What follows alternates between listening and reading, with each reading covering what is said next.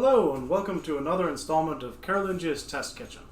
I'm Zwane Faber, and today we're going to dive into a Swedish recipe from Count Peter's Receipt Book. This is one of the very few sources we have on Swedish recipes from the SCA period. This is from the end of the 16th, beginning of the 17th century, and it's an interesting time that more ingredients and spices are becoming available to Sweden. So you can see richer and more interesting cuisine alongside traditional turnip-heavy sorts of dishes that were already in place in that country. So today we're going to be making rice balls in milk. Let's see what Count Peter tells us to do. Take as much rice as you please and boil it with milk until the rice is half cooked. Then take as many eggs as necessary, according to how great you require the dish to be.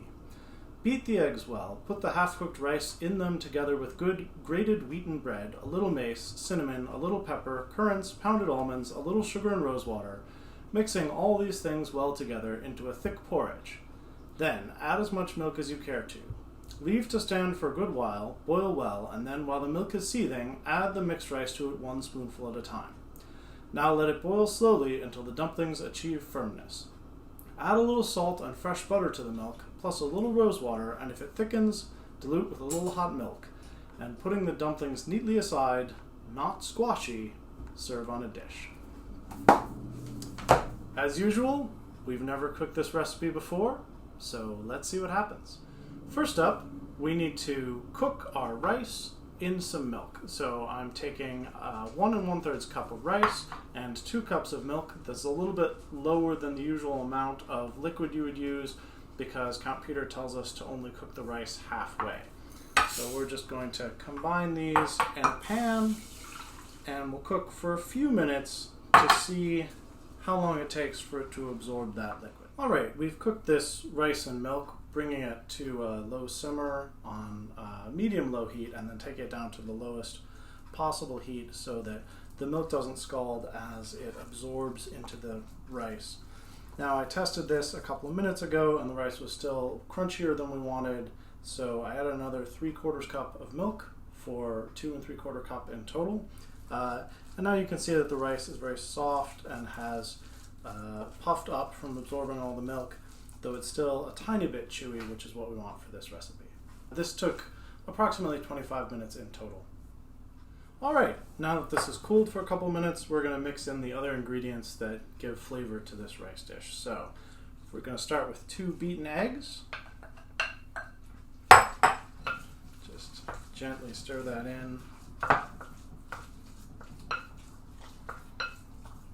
Next we have 1/3 cup of grated or pulverized bread. I just took some old bread, toasted it, and ran it through the Cuisinart. You could use a mortar and pestle, or you could run it through a grater if you want. Similarly, this is 1/3 cup of blanched almonds that I ran through the Cuisinart. If you have an almond grinder or mortar and pestle that you like, you could do that instead. We have 1/3 cup of currants, 1/4 cup of sugar, and for spices we have 1/2 teaspoon of cinnamon and 1/4 teaspoon each of ground black pepper and mace. And we're just gonna stir that all up together. Looks like with the dry and wet ingredients together it's going to be quite thick, which will be good so it doesn't come apart as we cook it again. So this will rest for just a couple of minutes as we bring another 2 cups of milk to boil on medium-low heat. While this milk is heating up, we're going to put in a tablespoon of rosewater,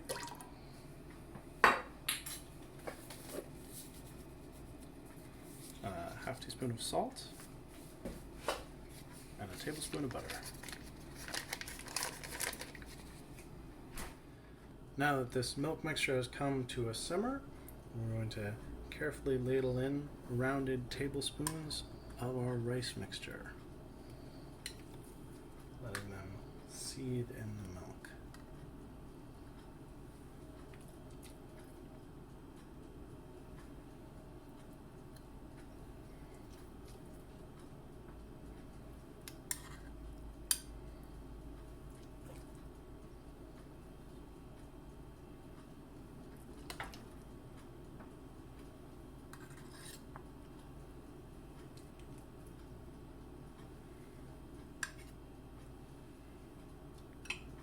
Alright, we've let these simmer for about 7 or 8 minutes.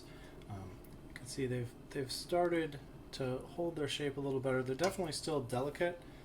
You may need to adjust the temperature of your milk if you're finding that they are dissolving a little bit too much into it.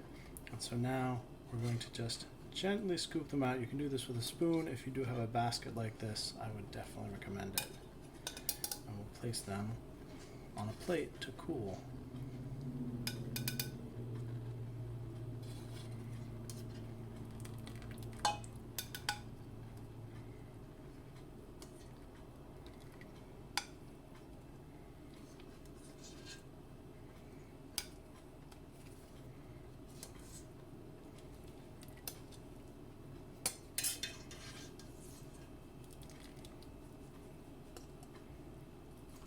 Alright, now that these have come out and cooled off enough to be safe to eat, we're going to give them a try.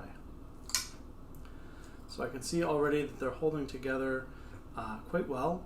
Even though the recipe warns us not to squash them, these have come out fairly solid. So I was a little concerned with the milk bath that they might fall apart, but they've really held together quite well.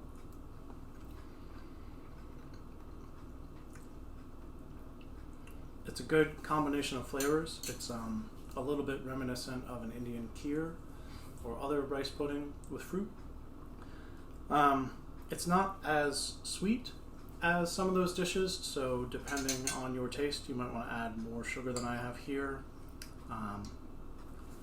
There's also no salt in the rice itself, just in the cooking liquid. So for my taste, I might want to add a little bit of salt. But otherwise, this is, I think it's a really fun dish and quite easy to make. So it can make a nice dessert or even an appetizer if you like. So until next time, keep cooking.